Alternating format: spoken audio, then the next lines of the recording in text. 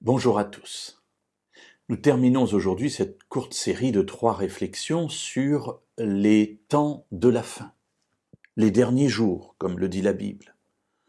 Dans la deuxième lettre de Paul à Timothée, au chapitre 3, nous avons lu les versets 1 à 4, et il y a une dernière caractéristique que Paul souligne sur ces temps de la fin, ou plus exactement, sur les personnes qui vivent dans ces temps de la fin.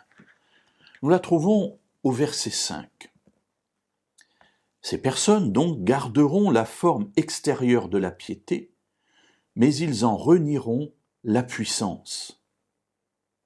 Et là, mes amis, je m'arrête quelques instants parce que ce que j'ai lu entre les versets 2 et 4, c'était la description de gens dont je pensais qu'ils étaient des païens, des gens qui ne connaissent pas Dieu.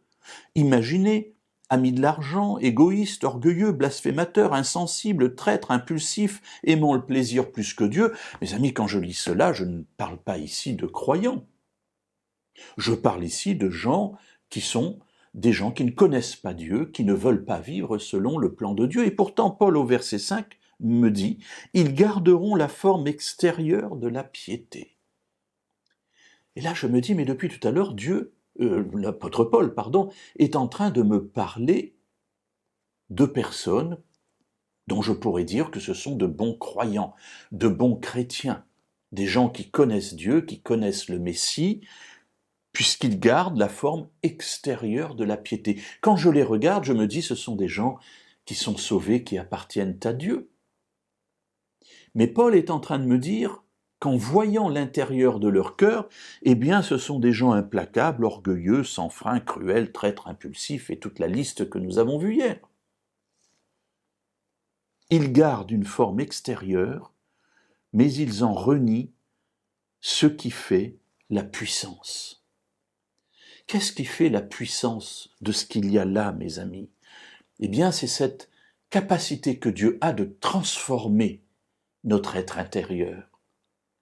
La présence de l'Esprit doit extirper de notre vie tout cela, parce que tout cela, nous l'avons tous eu, alors peut-être pas à des degrés identiques, bien entendu, mais nous sommes, et je vais le résumer sous une autre forme, nous sommes remplis par le péché.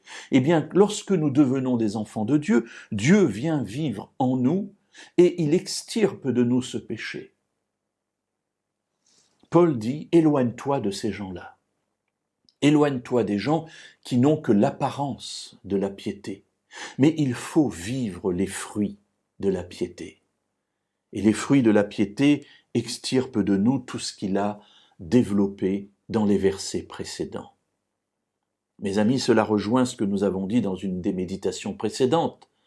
La foi sans les œuvres est une foi morte. Et je pense qu'au travers de ce passage, eh bien, Paul est tout à fait d'accord avec cela. Il est en train de nous dire, il ne suffit pas d'avoir l'extérieur, l'apparence de la piété pour être sauvé, mais encore faut-il vivre cette transformation que Dieu veut accomplir en nous.